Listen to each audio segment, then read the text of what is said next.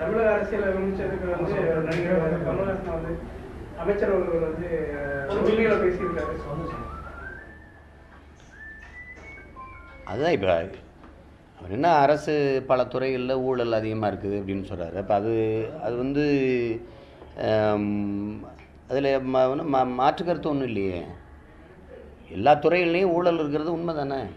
இன்னும் இந்த ஆட்சின்னு இல்லை, நீண்ட காலமாக கடந்த 10 ஆண்டுகளில் மட்டும் 70 லட்சம் கோடிகளுக்கு மேலே ஊழல் நடந்திருக்குதுன்னு செய்திகளை தொலைக்காட்சியிலே செய்தியில் சொல்கிறாங்க. அப்போ அது ஊழல் நடக்குது, ஊழல் ஆட்சி ஊழல் அதிகமாக இருக்குதுன்னு சொல்கிறதுல அதில் என்ன பெரிய குற்றம் இருக்குது? அரசை விமர்சிக்கவே கூடாது, விமர்சித்தா அதுக்கு கைது பண்ணுவோம், சிறையில் போடுவோம்னா இது எந்த மாதிரி இதுனே புரியல. இதுன்னு அவ்வளவு கொடுமையான சர்வாதிகார ஆட்சி என்ன? ஊழல் நடக்குதுன்னு சொல்கிறாரு. அதில் என்ன பெரிய தவறு இருக்குது?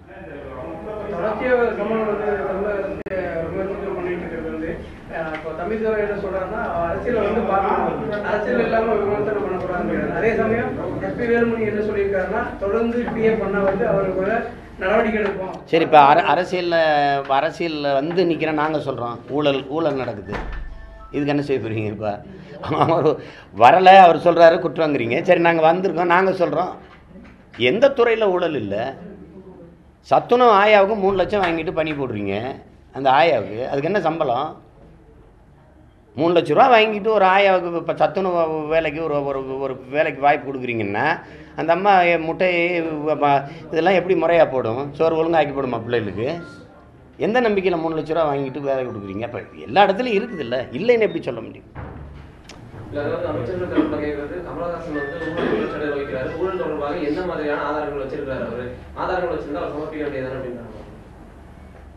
எல்லாமே ஊழலாக இருக்கும்போது என்ன ஆதாரம்?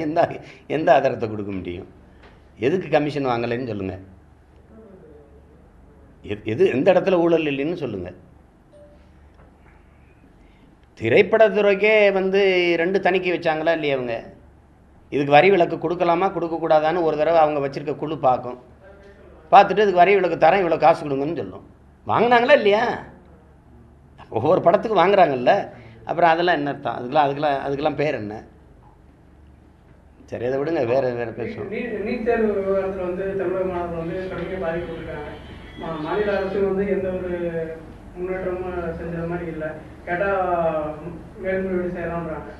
இல்லை, மாநில அரசு இந்த மாநிலத்தினுடைய பிள்ளைகளுடைய உரிமை பாதுகாக்க தான் அந்த 85 விழுக்காடு கொண்டு வந்துச்சு. அதை நீதிமன்றம் வந்து இப்போ அது அரசு தன்னிச்சையாக முடிவு எடுத்துருச்சுன்னு அதை தளர்த்துது. இப்போ நம்ம என்ன கேள்வி எழுப்புகிறோம்? இதே நீதிங்கிற பேரில் இந்த மக்களுக்கு இழைக்கப்பட்ட அநீதியாக நான் அதை பார்க்குறேன். மதுக்கடையில் திறந்து வச்சு மக்களை குடிக்க வச்சு கொள்கிறாங்க. இந்த மது கடையை மூட சொல்லி உத்தரவு பிறப்பிங்கன்னு நீதிமன்றத்துக்கு போகிறோம். இது அரசின் கொள்கை முடிவு, இதில் தலையிட முடியாதுன்னு இதே நீதிமன்றம் சொல்லுது. குடிக்க வச்சு சாகடிக்கிறதுக்கு கொள்கை முடிவுன்னு சொன்ன நீதிமன்றம் பிள்ளைகளை படிக்க வைக்கிறதுல எப்படி தலையிடுது? இது எப்படி அரசின் கொள்கை முடிவில் இப்போ மட்டும் ஏன் தலையிடுது? எப்படி இருக்குது பாருங்கள். மக்களுக்கு எது நன்மையோ அதில் தலையிட்டு தடுத்துறோம், மக்களுக்கு அது தீமையோ அதில் தலையிடாத அது வந்து கொள்கை முடிவுன்றோம். எப்படி இருக்குது பாருங்கள். அது என்னவோ ஒன்று நடக்குது எங்களை சுற்றி, நாங்களும் பார்த்துட்ருக்கோம். இப்போ நீதிமன்றத்தினுடைய செயல்பாடுகள், அதாவது ஒரு சில தீர்ப்புகள், குறிப்பிடத்தக்க தீர்ப்புகள் எல்லாமே வந்து மத்திய அரசுக்கு சாதகமாக தான் வந்து. ஆமாம், மத்திய அரசு சொல்லுது. மத்திய அரசினுடைய நிலைப்பாடு தானே. ஏற்கனவே இருந்த 50 விழுக்காடை எடுத்துக்கிடுச்சு. உச்சநீதிமன்றம் சொன்னதுன்னு எடுத்துக்கிடுச்சு. இப்போ நீதிமன்றம் ஒரு உத்தரவு பிறப்பிக்குது. 85 விழுக்காடு நம்ம வச்சுருந்ததை அது கூடாதுங்குது. இப்போ நிர்வாகம் யார்கிட்ட இருக்குது? நம்மகிட்ட இருக்குது. இப்போ நான் முதலமைச்சர்னு வைங்க, இப்போ வருது. வந்தவொடனே நான் பார்க்குறேன் சான்றிதழை, என் பள்ளிக்கூடம் என் கல்லூரி பார்க்குறேன்ல, என் கல்லூரியில் படிச்சு வந்தேன், நான் அவனுக்கே வேலையை போட்டேன்னா நீங்கள் என்ன பண்ணுவீங்க? நிர்வாகம் என்கிட்ட தானே இருக்குது. அப்போ என்ன செய்ய முடியும் உங்களால்?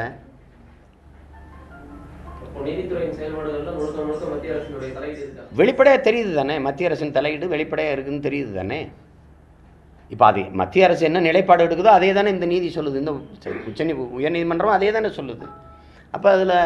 அப்போ ஒரே மாதிரி தானே இருக்குது அது. அப்போ அதில் பேசி பயன் என்ன இருக்குது? மாநில அரசின் ஒட்டுமொத்த உரிமையும் பறிச்சுக்கிட்டு போகிற வேலையை தான் இது இருக்குது. எதுவுமே மாநிலத்துக்கு இருக்கக்கூடாதுன்னு நினைக்கிறாங்க. இந்த ஜிஎஸ்டி, நீட், இது போன்ற விவகாரங்களில் வந்து மாநில அரசுகளின் உரிமைகள் வந்து முழுக்க பறிக்கப்பட்டிருக்கிறதா வந்து எனக்கு அதிமுக அதான் அது என்ன இதாக இருக்குன்னா, நீங்கள் இந்த ஜிஎஸ்டியை நீங்கள் கொண்டுட்டு வாங்க, அதில் இருக்க குறைநிறைகளை பார்த்துட்டு நாங்கள் ஆதரிக்கிறதா எது இல்லையாங்கிறத முடிவெடுக்கிறோம்னு சொல்லியிருந்தா இப்போ பேசுகிறது சரி. நீங்கள் ஊருக்கு முன்னாடி உட்காந்து தீர்மானத்தை போட்டு ஆதரிக்கிறோம்னு சொல்லிவிட்டு இப்போ வந்து ஐயோ அது அதாக இருக்குது, இல்லை குறை இருக்குது, இது இப்படி பாதிக்குதுன்னா, இப்படி பாதிக்கும்னு தெரிஞ்சு தானே உங்கள் கட்சியினுடைய தலைவர் முதல்வர் அம்மையார் ஜெயலலிதா எதிர்த்தாங்க. மாநில உரிமையை நாங்கள் விட்டு கொடுக்க முடியாது அப்படின்னு சொன்னாங்களா இல்லையா? அப்போ நீங்கள் ஏன் விட்டு கொடுத்தீங்க? இப்போ விட்டு கொடுத்துட்டு இப்போ வந்து உரிமையை பறிக்குதுன்னா பறிக்கத்தானே செய்யும், பறிக்கத்தானே செய்யும். அதனால தான் வேணாம்னு நாங்கள் சொல்கிறோம். ஒவ்வொரு மாநிலங்களுடைய மாநிலங்களுடைய பொருளியல் கொள்கையவே தகர்க்குது. அவனு பொருளியல் கோட்பாட்டையே தகர்க்குது. அது அவனுக்கு இருக்கிற அந்த வலிமையே தகர்க்குது. நீங்க எல்லா துறையில ஊழல் இருக்குன்றீங்க. இப்போ அதிமுக பொதுச் செயலாளர் சிறையிலேயே வந்து 2 கோடி ரூபாய் லஞ்சம் கொடுத்து சொகுசா இருந்ததா ஒரு டிஐஜி புகார் தெரிவிக்கிறாங்க. அதான் ஒரு அதிகாரி அப்படி சொல்லியிருக்கிறாங்க. விசாரணை நடத்தப்படும் முதல்வர் சொல்லியிருக்கிறாரு. முடித்தவொன்னே விசாரணை முடிஞ்சு இறுதியில் அவங்க கொடுத்தது நிரூபிக்கப்பட்டால் அப்புறம் அதை பற்றி பேசணும். இப்போ அதை அப்படி சொல்கிறது சரியாக இருக்காது. ஒரு குற்றச்சாட்டை வச்சு ஆமாம் குற்றவாளின்னு சொல்லிட முடியாது. குற்றம் நிரூபிக்கப்படும் போது அப்புறம் பேசுவோம். இரட்டை இலை சின்னத்துக்கு வந்து லஞ்சம் கொடுக்க முயன்றதா தொடங்கப்பட்ட அந்த குற்றச்சாட்டின் அடிப்படையில் துணை பொதுச் செயலாளர் டிடிவி தினகரன் வந்து டெல்லி போலீசார் கைது பண்ணாங்க. அவர் தொடர்ந்து விசாரணைலாம் பண்ணாங்க. ஆனால் குற்றப்பத்திரிகையில் அவருடைய பேர் இல்லை அப்படின்றாங்க. இது பின்னாடி என்ன? அது அப்பட்டமான ஒரு பழிவாங்கல். தொடக்கத்துலேருந்து நம்ம பேசுகிறோம். நீங்கள் நீராராடியாக பேசுனதை அந்த பதிவெல்லாம் வெளியிட்டீங்க. இவர் அந்த தரகத்தை பேசின பதிவை ஏன் நீங்கள் இதுவரைக்கும் வெளியிடல? எவ்வளோ தூரம் அது கேட்கலைன்னா பரவாயில்ல, நாங்களாம் கேட்குறோம்ல, ஏங்க இந்த பதிவு இருந்தால் போடுங்க அப்படின்ட்டு. இப்போ நம்ம என்ன சொல்கிறோம், அந்த தரகரை கைது பண்ணிட்டீங்க, பணம் கொடுக்குறேன்னு சொன்னால் இவரை கைது பண்ணிட்டீங்க, பணத்தை வாங்கிக்கிட்டு சின்னத்தை பெற்றுத்தரேன்னு சொன்னால் அதிகாரி ஏன் நடவடிக்கை எடுக்கல? தேர்தல் ஆணையத்தில் தானே பணத்தை கொடுத்து வாங்கணும். அந்த தேர்தல் ஆணையத்தில் இருந்த அதிகாரி யார்? அவர் மேலே நடவடிக்கை எடுக்கப்படலை. அப்படின்னா இது திட்டமிட்டு பழிவாங்கல் தான். அப்போ அது வந்து நாளைக்கு யாருக்கும் நடக்கலாம், எனக்கும் நடக்கலாம், உங்களுக்கும் நடக்கலாம். அப்போ அதனால தான் அந்த செயலை நம்ம எதிர்க்கிறோம். உண்மையான குற்றம் நடந்திருந்தால் அதை நிறுவி அதை தாண்டிங்க, யார் வேணான்னு சொல்லலை. ஆனால் அச்சுறுத்தி அடக்கி ஒடுக்கி அந்த அரசியலிருந்து அவரை முடக்கி போடணுங்கிற வேலை திட்டமாக தான் இதுக்கு நமக்கு தெரியுது. அப்போ அதனால தான் நம்ம அதை எதிர்க்கிறோம். நீங்கள் அப்படி நேர்மையானதாக இருந்தால் தரகர் கைதாயிட்டார், இவர் கைதாயிட்டார், யார்கிட்ட கொடுத்து இந்த சின்னத்தை பெறதுன்னு சொல்லியிருந்தாங்க அந்த தேர்தல் ஆணையத்தில். அவர் தானே மிகப்பெரிய குற்றவாளி. ஒரு தேர்தல் ஆணையத்தில் ஒரு பொறுப்புள்ள பதவியில் இருக்கிறவர் எப்படி நீங்கள் லஞ்சம் பெற்றுட்டு பணத்தை வாங்கிட்டு சின்னத்தை திருப்பி தரேன்னு சொல்கிறது? அவர் தானே பெரிய குற்றவாளி. அவர் மேலே நடவடிக்கை எடுக்கல. முன்னாள் முதல்வர் ஜெயலலிதாவோட அந்த மறைவுக்கு அப்புறம் அந்த வெற்றிடத்தை வந்து எச்ராஜாவால் மட்டும்தான் நிரப்ப முடியும்னு அவர் சொல்லியிருக்காரு. ஒரு நிரப்புனா என்னை விட மகிழ்ச்சி அடைகிறது யாரும் இல்லை. ஐயா நிரப்புறது நான் வரவேற்கிறேன். வேற ஏதாவது இருக்கு?